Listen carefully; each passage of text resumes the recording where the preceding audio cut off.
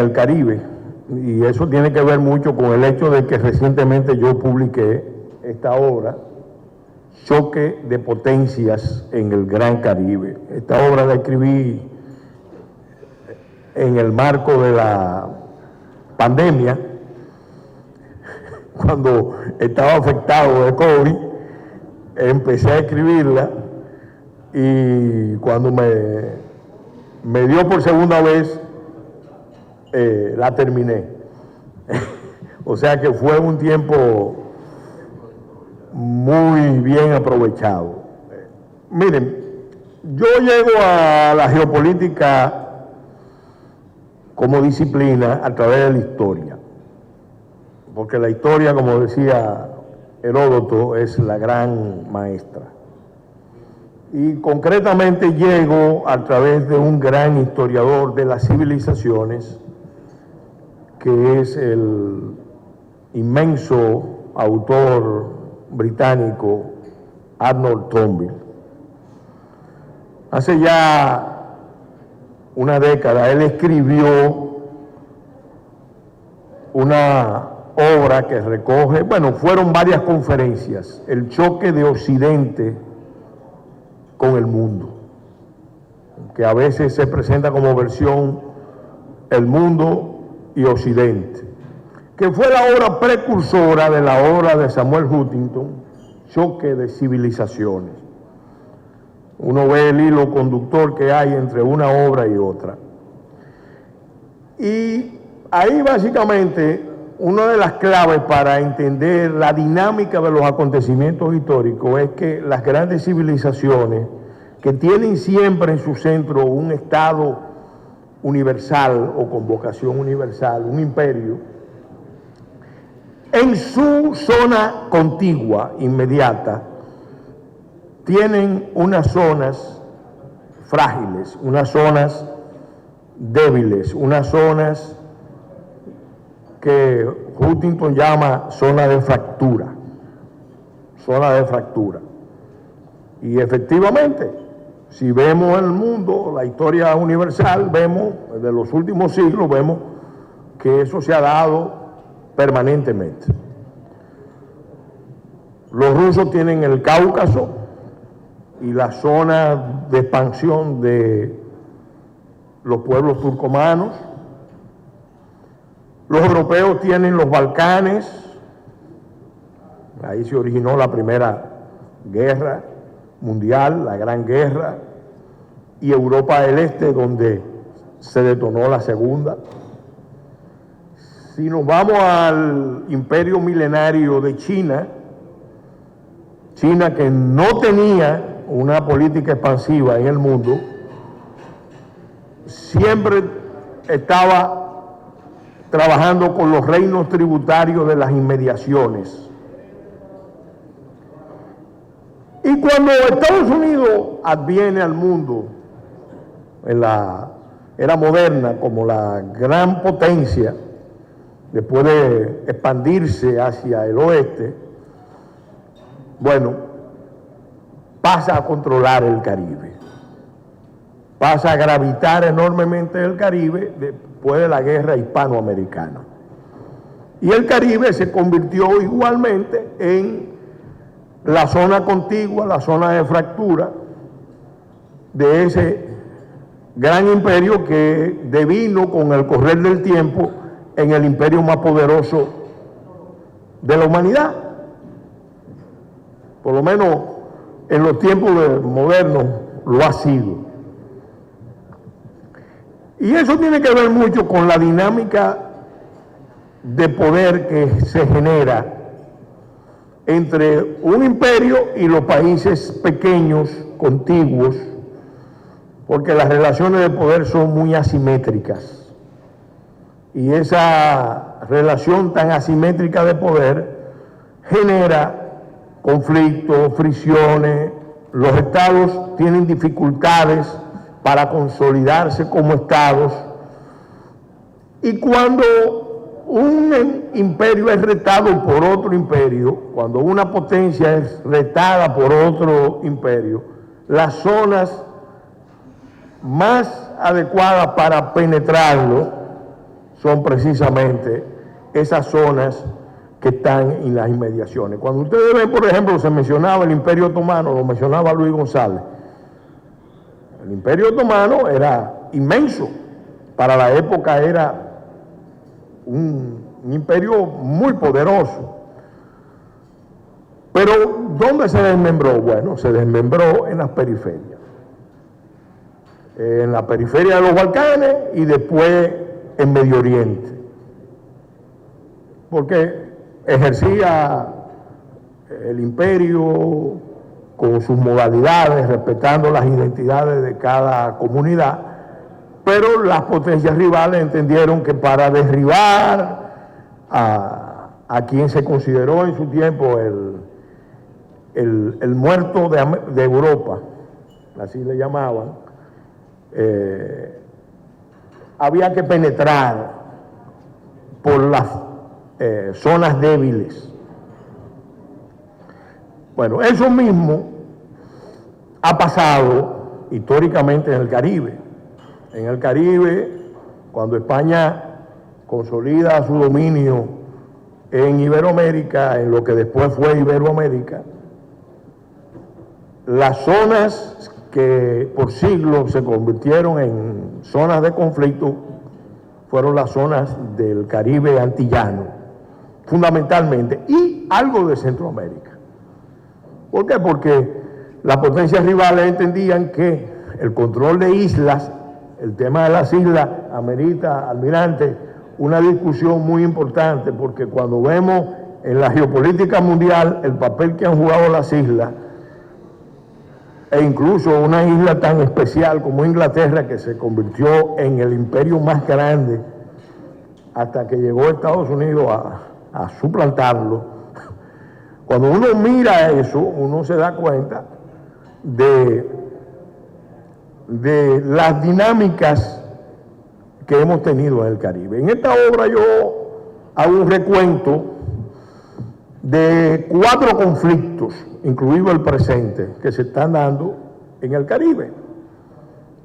Hay necesidad de hacer una investigación más profunda y en eso estamos, en los archivos alemanes, pero se puede confirmar fehacientemente ya en el libro Telegrama Zimmermann.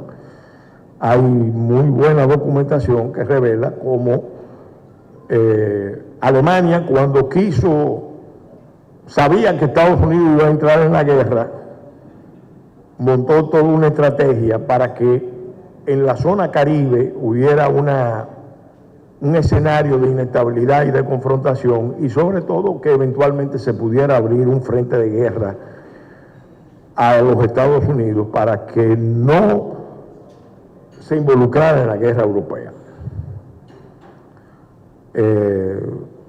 La promesa que le hicieron al gobierno mexicano en ese entonces, del general Carranza, era que si México aceptaba, a México le iban a devolver los territorios que había perdido en la guerra de 1846. Y lo mismo le hicieron a los japoneses, los alemanes, le hicieron una propuesta fabulosa de entregarle California si se involucraba en abrirle un segundo frente a Rusia, potencia a la que había vencido en 1905. Entonces, fíjense que esto es una dinámica interesante. Las potencias están luchando a nivel global, pero en sus luchas conectan los conflictos de las zonas contiguas, las zonas de fractura, los márgenes de sus rivales con su zona.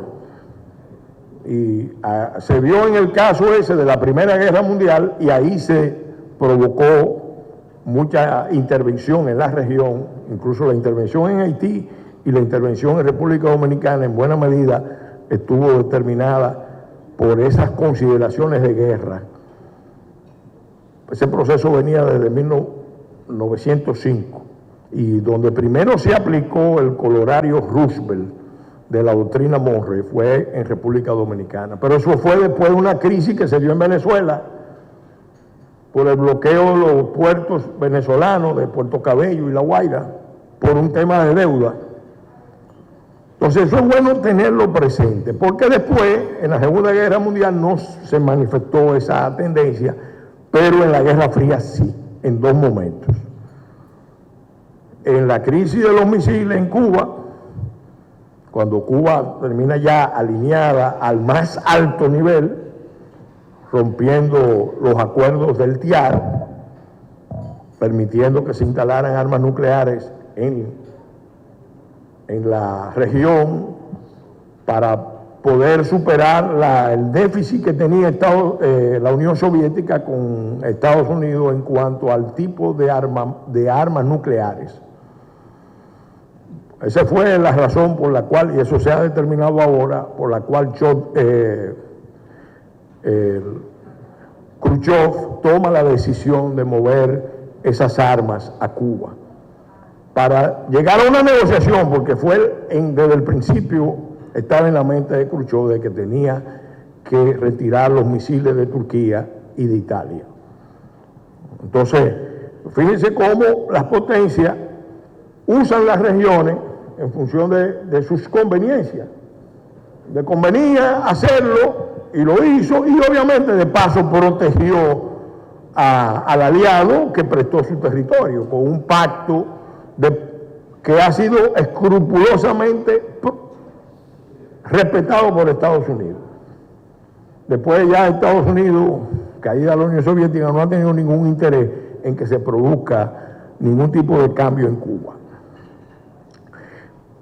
Pero eso después se reproduce de nuevo en Centroamérica. ¿Cuándo? Cuando Estados Unidos, cuando se produce la invasión soviética a Afganistán y Estados Unidos toma la decisión, en el año 79, de convertir a Afganistán en el Vietnam ruso.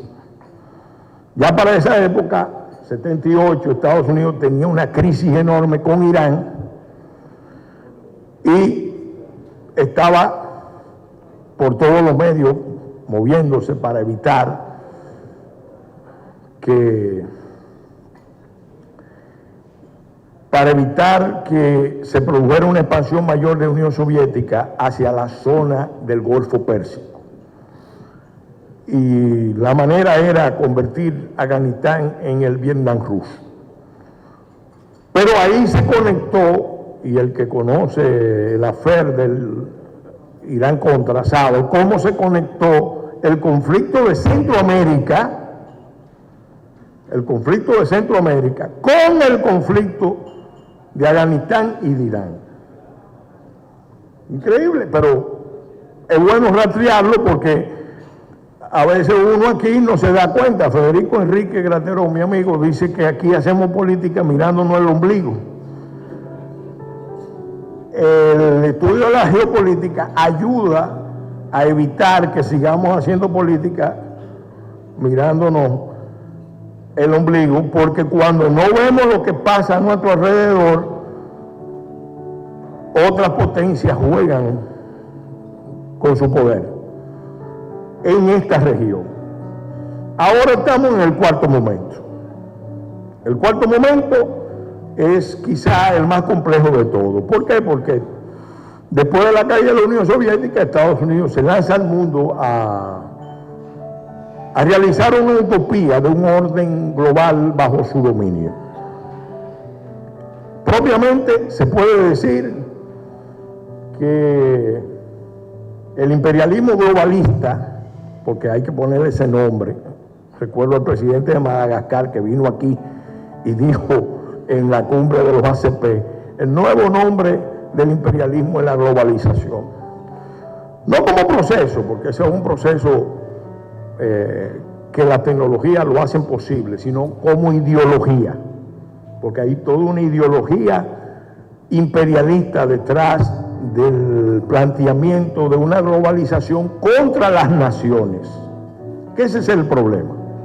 Y esta crisis que estamos viviendo ahora en gran medida tiene que ver con el hecho de que se está derrumbando un orden global que se construyó contra las naciones, contra las culturas, contra las identidades, contra las religiones, contra los valores tradicionales, en un sueño de crear un nuevo mundo que iba a tener dos soportes. La historia se iba a trasladar al Pacífico y había dos pilares: el pilar de Estados Unidos y el pilar chino. Y esa relación de chimérica, como dice Neil Ferguson, iba a ser el soporte de la globalización. Bueno, resulta que los presupuestos de ese cálculo eran errados. La idea de que China iba a seguir siendo la fábrica del mundo permanentemente se fue a pique. Los hechos han demostrado que esa China ya pasó a una fase expansiva de imperio. Y ahora hay una gran batalla mundial por la hegemonía mundial, y el Caribe vuelve a convertirse en un escenario de ese choque, que empezó como réplica de ¿qué? De la política de Estados Unidos y sus aliados en Asia para contener la expansión china en la región Asia-Pacífico. Asia-Pacífico. Y concretamente la política de los 9 trazos, la política del collar de perlas y la otra política que esbozó el presidente Xi Jinping, que es la política de la franja y la ruta de la seda. Entonces, el Caribe ahora mismo está convertido en un escenario de choque de las grandes potencias. Por un lado tenemos a China, que no está sola, está Rusia en la región, está Irán. Ustedes vieron recientemente la visita del presidente de Irán a Venezuela, Cuba y Nicaragua. Y nosotros, los dominicanos, y voy concluyendo, tenemos que tomar mucha conciencia de eso por una razón. En la isla de Santo Domingo hay un problema geopolítico grave, gravísimo, el más serio del continente.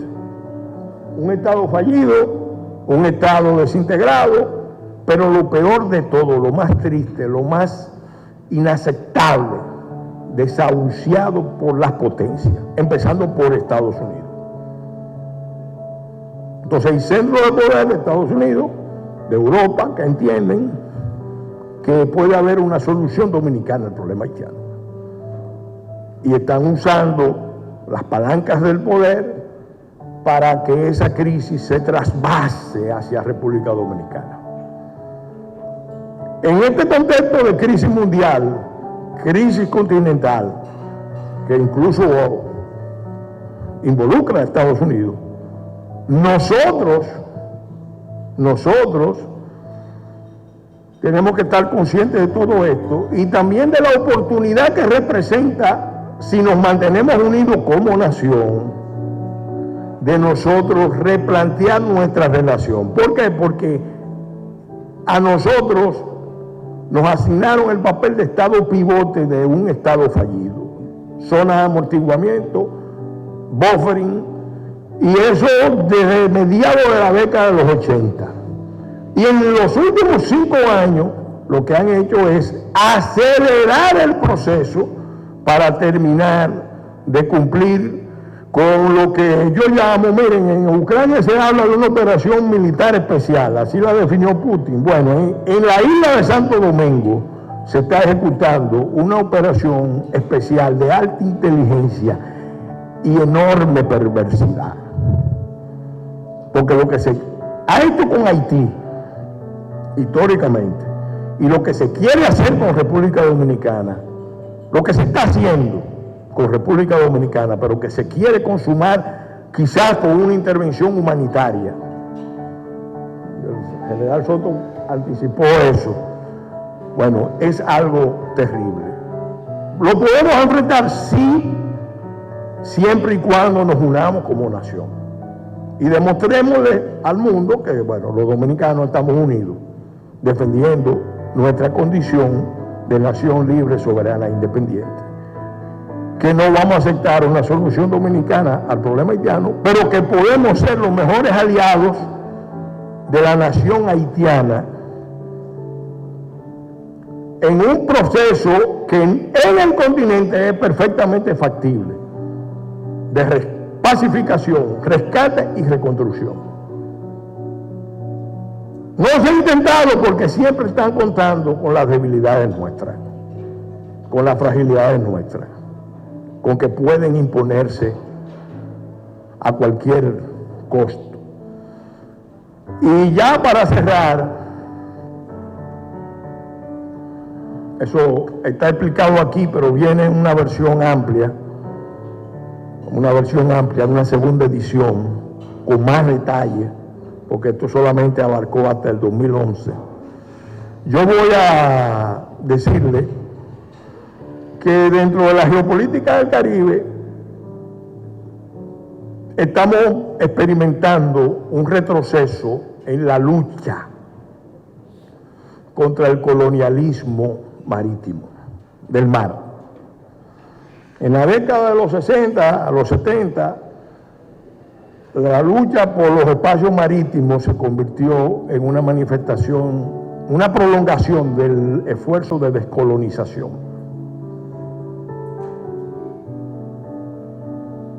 Ahora hemos estado presenciando con mucho dolor cómo el auge del colonialismo de los espacios marítimos está en sus buenas. Nosotros tenemos límites marítimos y diferentes marítimos con el Reino Unido, con Estados Unidos, con Holanda. Esos tres son escenarios donde se manifiesta con una fuerza enorme el colonialismo, el neocolonialismo de los espacios marítimos. ¿Aprovechando qué? Las fragilidades de los estados insulares. Nosotros necesitamos hacer un esfuerzo, y en eso sí concuerdo con lo que se ha planteado, a nivel regional, para que esos ímpetus de arrebatarle a las naciones sus espacios se puedan contener. Y solamente lo podemos hacer si nos ponemos todos juntos a trabajar para que el Caribe sea un espacio compartido en muchos sentidos, y que no vengan potencias coloniales de larga tradición colonial a imponer sus reglas, en contra incluso de las normas más elementales del derecho internacional del mar. Esas son las dimensiones. Hay otras dimensiones que las mencionó el almirante, que tienen que ver con el tema de la base de la criminalidad, porque el Caribe es también el corredor más importante, junto con Centroamérica, para el tráfico internacional de ilícitos en general y de drogas en particular, lo cual pone a los estados en jaque. Todos los estados de la región, usted toma México, Colombia, Venezuela, el Caribe antillano, están de una u otra manera golpeados por el fenómeno. Si se va a Centroamérica, ni hablar, ahí se ve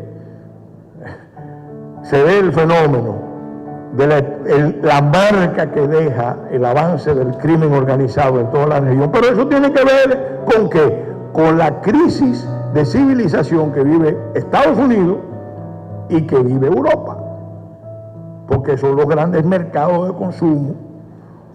Y lo que nadie podía pensar cuando el presidente Reagan declaró la guerra contra las drogas en la década de los 80, estaban alarmados por unas cuantas muertes. Ahora, todos los años en Estados Unidos se producen 100.000 muertes de ciudadanos norteamericanos, y ni hablar los lesionados o los afectados. 100.000 muertes con el fentanilo.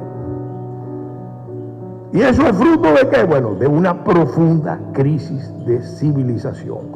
Para cerrar, miren, lo que estamos presenciando es una crisis de ese orden global que está empeñado en darle impulso a una visión transhumanista. Pero en el fondo esa es la última utopía fracasada de un humanismo antropocéntrico. Monseñor, yo siempre me remito a Maritain. La crisis mundial, en última instancia, es una crisis de los valores de la civilización, de los valores del humanismo. Se necesita un humanismo integral para que la humanidad pueda superar estas pruebas. Y como dijo el Papa Juan Pablo II en su discurso ante la Asamblea de Naciones Unidas en el 50 aniversario de Naciones Unidas, se necesita que además de la Carta de las Naciones, eso fue en el 95, ya él estaba viendo lo que venía, se necesita, además de la Carta de los Derechos Humanos, la Carta de las Naciones, porque no se pueden realizar los derechos humanos aplastando los derechos de las naciones, ni se puede recrear la condición humana con una visión totalitaria, como la del transhumanismo,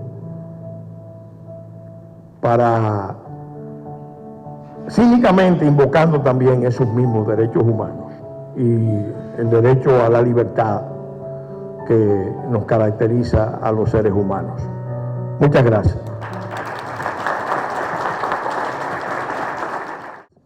Hasta hace un momento yo estaba pensando si leía el texto que me pidieron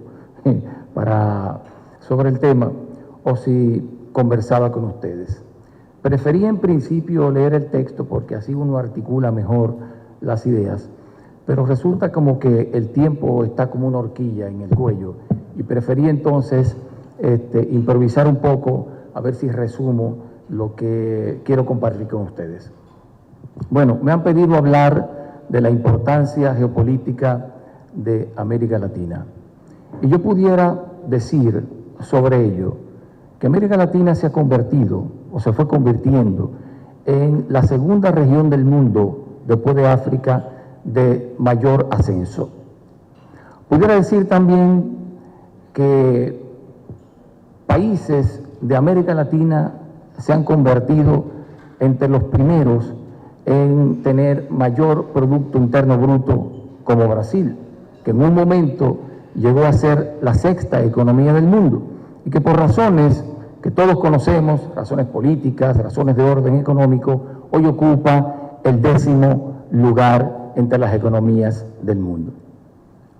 Pudiéramos decir también que México se ha convertido en un país visible y que se proyecta para los próximos años como la 8ª economía del mundo, porque Brasil, según proyectan organismos financieros internacionales, en los próximos 5 años o 10 años desplazará a Gran Bretaña, volviendo a ocupar el 6º lugar. Podría decir también que muchas empresas latinoamericanas se convirtieron en empresas transnacionales, con inversiones en países de nuestra región, pero con inversiones en África, con inversiones en Europa, con inversiones en América Latina. Y hay empresas de esas que ustedes conocen, incluso desplazando a muchas empresas estadounidenses y europeas. Hay una de esas empresas que ustedes conocen bastante bien, y me refiero a Odebrecht. Odebrecht prácticamente sustituyó a todas las empresas en términos de proyectos de obra de infraestructura, empresas estadounidenses, empresas europeas, en fin. Pero no solo invirtió aquí en América Latina, también invirtió en los propios Estados Unidos en grandes proyectos como el aeropuerto de Miami.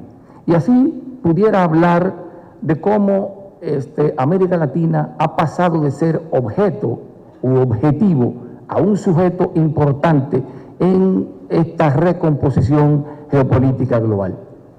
Pero yo quisiera poner un poco en contexto esto e irme un poco hacia atrás y hablar del Estrecho de Bering.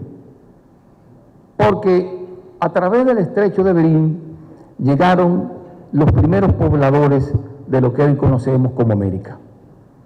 Usaron la vía de ese estrecho, pero resulta que esa vía del estrecho no se convirtió en un corredor para retornar o para que los pueblos que dejaron atrás también vinieran a estas nuevas tierras. Por lo tanto, se asentaron en este nuevo continente y asentados en este nuevo continente perdieron el contacto con el mundo exterior.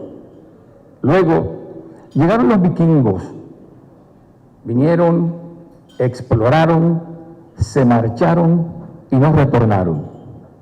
Pero ocurrió algo en el 1492, que fue el punto de inflexión. Fue realmente una cuestión de carácter disruptivo. ¿Por qué? El genovés Cristóbal Colón llega a este nuevo continente y entonces el nuevo continente entra en contacto con el mundo. Pero ¿cómo entra en contacto con el mundo? ¿En condición de sujeto o en condición de objeto o en condición de objetivo? En condición de objetivo. Porque el relacionamiento de los pueblos originarios con el resto del mundo no lo gestionaban los pueblos originarios, lo gestionaban las grandes potencias, lo gestionaba España, lo gestionaba Francia, en fin. Y llegaron los europeos al continente y llegaron por el Caribe y se convirtió el Caribe en lo que Juan Bosch llamó la frontera imperial. Allí comenzó, diríamos, o se expresó la codicia de toda Europa, el oro, los recursos naturales, ¿verdad? Pero además también empezaron a transmitir su cultura, sus hábitos alimenticios. Y de la cultura europea, de la cultura de los pueblos originarios, de las culturas y los hábitos y costumbres de los pueblos africanos, se fue creando una especie de criollo continental. Pero todavía seguíamos siendo objeto, no nos constituíamos en sujeto. Pero ocurrió un fenómeno importante en el Caribe, precisamente, en lo que era la colonia francesa más próspera de Francia, lo que hoy es Haití. Haití se convirtió en el principal suplidor de azúcar del mundo. Exportaba cacao, exportaba café, exportaba pieles, exportaba madera, exportaba algodón, en fin. La colonia más próspera. Pero ocurrió que aquella prosperidad se dio en medio de la explotación y en medio de la esclavitud. Y resultó que luego, de la mano de Dessalines, entonces vino un proceso de independencia, en una refriega bastante compleja, en donde se conjugó una guerra social, una guerra racial y una guerra patria. Violenta, sangrienta, brutalmente sangrienta. Y parecía que Haití empezaba a despegar y a convertirse en sujeto. Bueno, el primer país que se hizo independiente de la región, el primer país donde se liberan los esclavos. Pero no ocurrió así. Siguió siendo un objeto o un objetivo, porque sus alas, que empezaban a despegar con la independencia, no pudieron despegar hacia el cielo abierto porque Francia lo impidió, en principio, y después lo impediría los Estados Unidos con 2 intervenciones militares. Por lo tanto, el deseo de ser sujeto de Haití fracasó, sucumbió.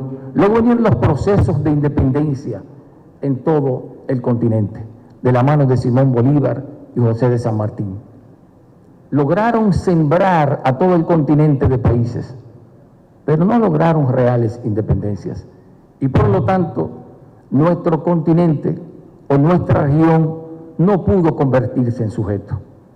Siguió siendo un objeto y siguió siendo un objetivo para las grandes potencias. Luego de ese intento, hubo un intento para mí exitoso, que fue la Revolución Cubana. ¿Y por qué fue exitoso? ¿Y por qué Cuba sí se convirtió en un sujeto, en protagonista de la historia en el área de la política internacional? Por lo siguiente. La revolución sucede en el marco de un mundo bipolar. Esto era un área de influencia de los Estados Unidos. Y Cuba decidió crear una relación distinta a los Estados Unidos. Se alineó a Rusia y se alineó a los no alineados. Y definió una política propia y se convirtió en un referente latinoamericano y en un referente global. Mario Vargas Llosa dice que la conciencia latinoamericana se creó en Cuba. Y se creó en Cuba porque allí empezaron a converger los intelectuales, los historiadores, los periodistas, los cineastas y toda suerte de artistas.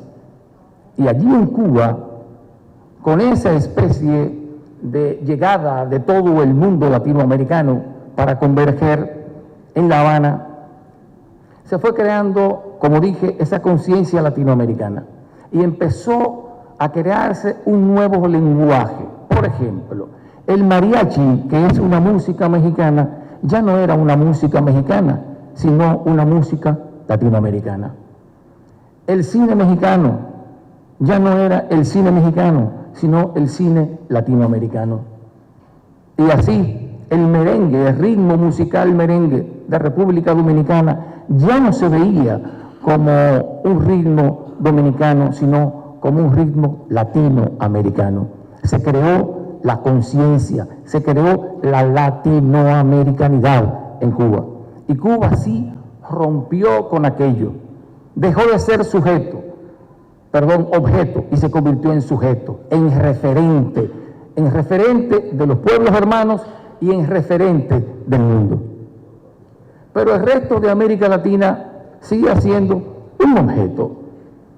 un objeto que se expresó en aquella política de América para los americanos desprendida de la doctrina Monroe, que en principio, según sus autores, lo que pretendía era impedir la recolonización de nuestros territorios por parte de los europeos, pero que en el fondo, según algunos analistas e historiadores, lo que pretendía en realidad ese proyecto era crear un Estado continental.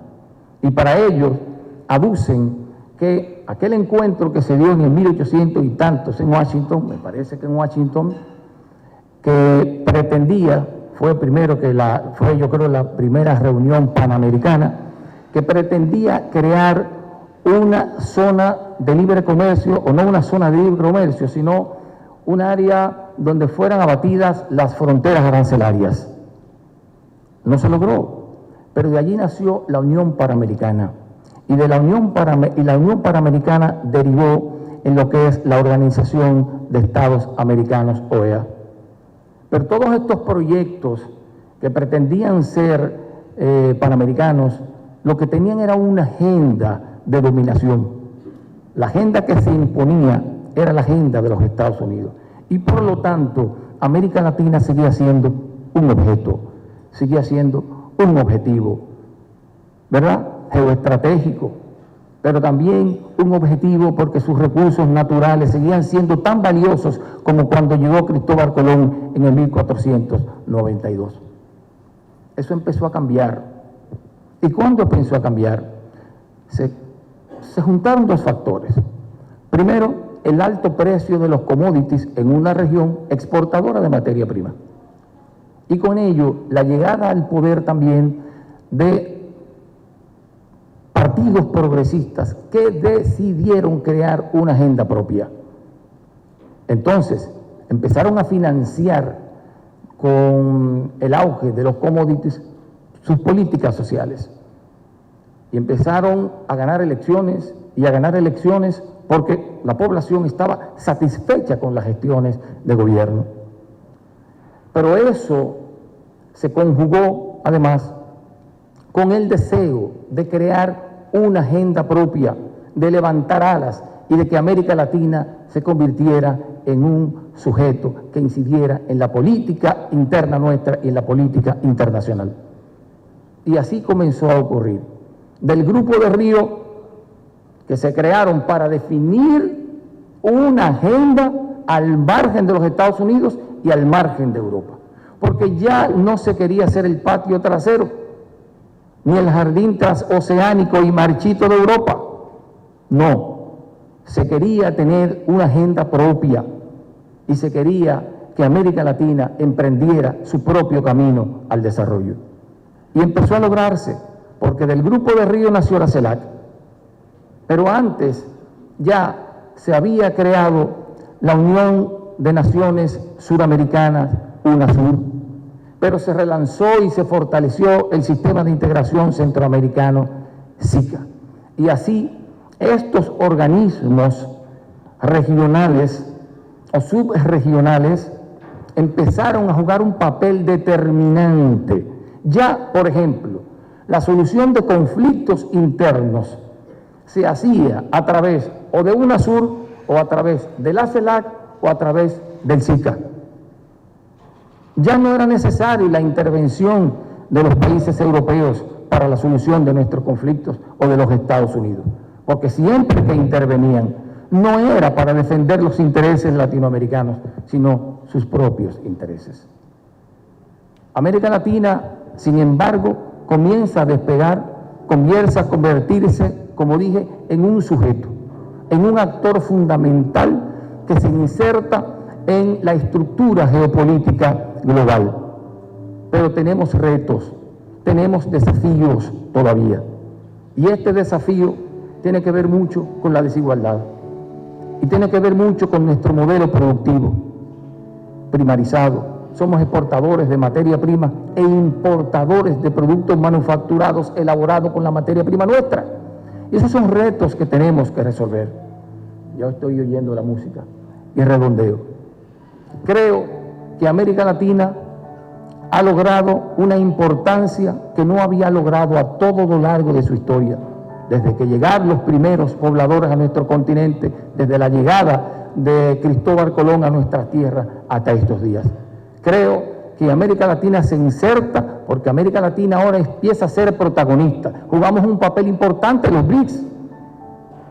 Ahora podemos definir nuestras relaciones con libertad. Y muchos de nuestros países están solicitando participar en los BRICS, pero no solamente en los BRICS, sino en el proyecto La Franja y la Ruta que lidera el gobierno chino. Algo impensable hace 20 años, lo que quiere decir que América Latina se está convirtiendo en un sujeto, en un actor fundamental que tiene que ver con la agenda que se está armando en esta nueva recomposición a nivel planetario.